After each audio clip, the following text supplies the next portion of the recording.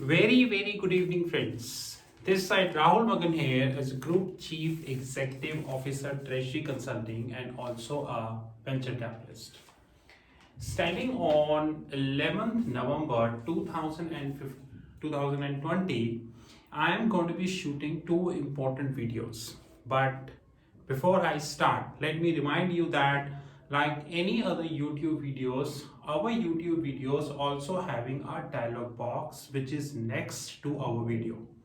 In this dialog box, you can, you having a paragraph followed by a link. If you click on this link, then you would be able to reach to the free groups by Treasury Consulting, which include LinkedIn, YouTube, Twitter, WhatsApp, and whatnot.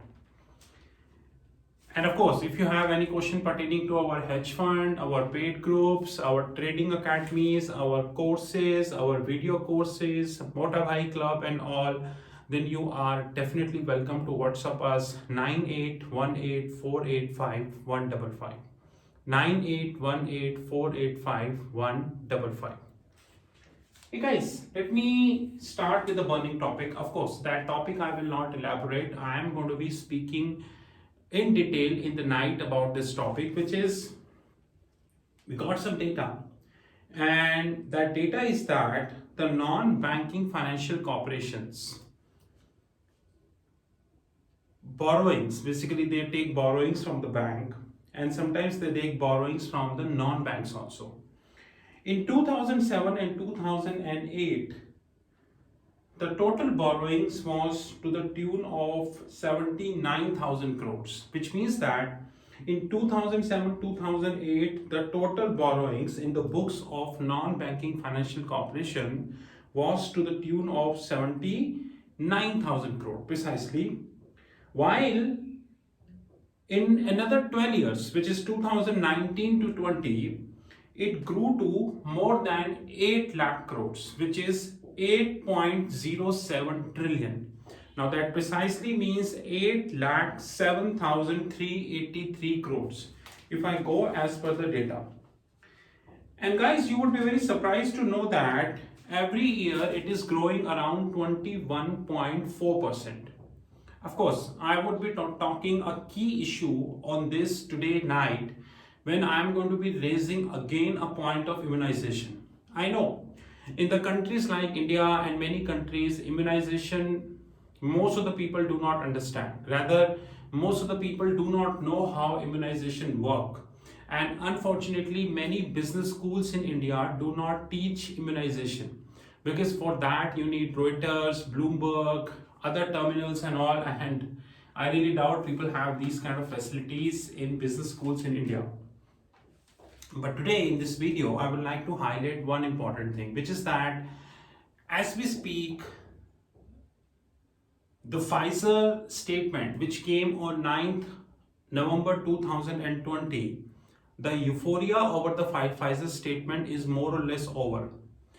There is a news which came about Texas, which is definitely unfortunate news. The news came about multiple cities of US, definitely unfortunate. News came about Italy, definitely unfortunate. And as we speak, the global cases are more than a very disastrous number and heading at a faster pace. Now, in this way, Indian equity markets, like if we talk about Bank Nifty, which is around 29,000, if I talk about Nifty, which is around 13,000, if I talk about Sensex, it's around 43,000. Although we can clearly evident that profit booking is going on in Indian indices. Even today, I was witnessing that the profit booking is going on. People are selling as maximum as possible. Many people continue to raise question that, you are in loss because Nifty is at 13,000 and so. Hey guys, you do not know that when we trade as per operators. We think like an operator. We think like an operator mindset, that how operator is going to be working. And in the yesterday video, it's me who told about the indicative value. And from 15th November, I am shifting to indicative value, right? It means we would be very small difference from operators. but I'm sure many people even do not know how indicative value works. But this video is not about indicative value. This video is not all about your Nifty, Bank Nifty and Sensex. This video is about many people who invested heavily in the equity mutual funds. Like yesterday also we shot a video wherein we told you about returns in ETF market. In some cases of Nippon, the returns were closer to minus 46%.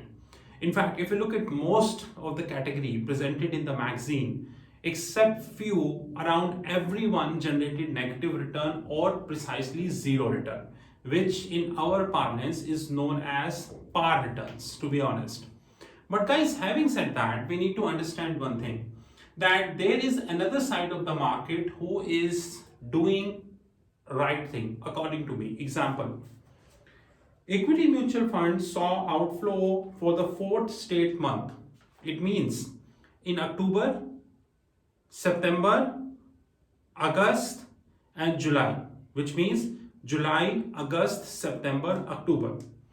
Equity mutual funds saw outflow for the fourth straight month in October, according to the data by Association of Mutual Fund of India. Investors drew out around 2,800 crores, precisely 2,725 crores from equity mutual funds, higher than the outflow of 734 crores, which means in September there were an outflow of 734 crores, while in October the outflow is around 2,700 crore, which means more than 3 times, right? While in case of the liquid and debt funds, the money is coming in, which means that we saw an inflow of around 19,580 crores in the liquid schemes or the debt schemes, which is good that slowly people are acknowledging that investing in equity mutual fund and waiting for 5 years, 7 years, 10 years to get a return is not a sensible strategy. A bird in hand is better than bird in bush. Example, if today I invest in a debt fund and if I get 6%, assuming, and I hold this for 10 years, at least I will get 6%, until otherwise the global economy scenario will go worst. Like today there is a talk about negative interest rate policy and so on so forth. Even if I get 5% for another 10 years, it means that I will get a decent return after 10 years. But check it out, how many equity mutual funds generated decent return after 10 years? Compared to, I would say their advertisement. In fact, our team is currently doing research on the multi-asset fund also, and we are collating data about the multi-asset fund. And in some multi-asset fund, we got to know that, as usual, if we exclude the advertisement by the AMC, it is again in negative. So we are evaluating that, we will soon come to know. I think the strategy adopted by the people whereby they are withdrawing from equity mutual fund is not a bad strategy, because markets are really up. It is around 43,000. If I speak about Sensex, I really don't think that markets will come back to this level again. Like if I look at oil, it is down. If I look at anything, it is down. In fact, guys, when on 9th, the Pfizer announced their vaccine, the Dow was up by around, I would say, 1,500 points. And now, look at Dow, look at Standard & Poor, look at Nasdaq, look at gold, guys. You will get to know. Henceforth, we need to understand one thing very clearly and precisely, which is that it is always better to have capital in the hand rather than investing capital in a fund where it is negative, where it was negative, it is negative, and God knows how long we need to wait before it turns out to be positive. And even if it turns out to be positive, at what rate, we really do not know.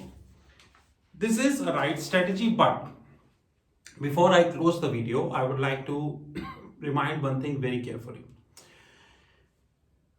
Everything that glitters is not gold, right? Not all debt and FFBs are right. You should understand how to evaluate a debt funds.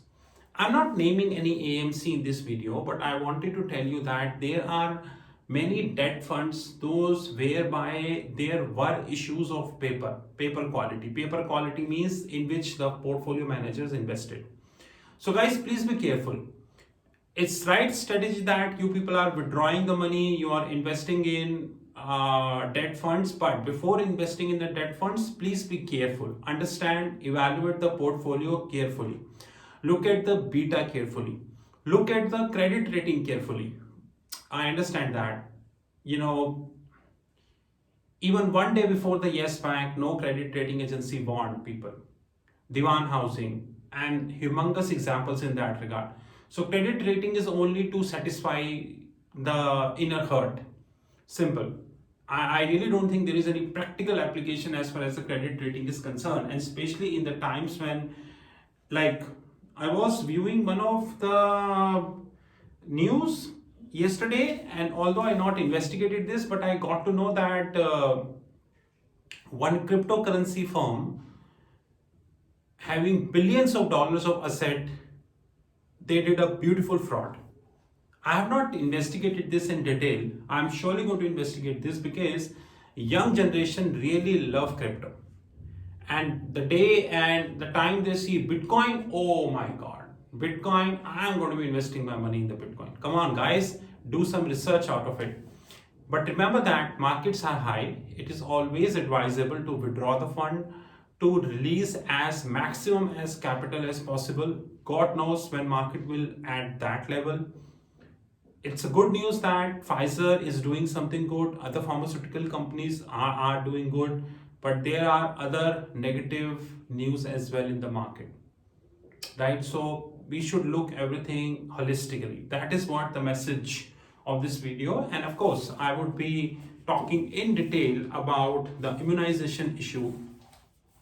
But sometimes I surprise, to be honest. Why I surprise? I feel like, hey, in 2007, you was around 79,000 crores. In 2019, around 12 years, you are around 8 lakh crores. Statistically speaking, more than 10 times. I fail to understand how come that not come into the notice. And don't ask me about the disclosures of the bank. Don't ask me. You ask the disclosure from the big fours, those who are auditing it. By the way, when was the last time you look at the annual report of any Indian bank?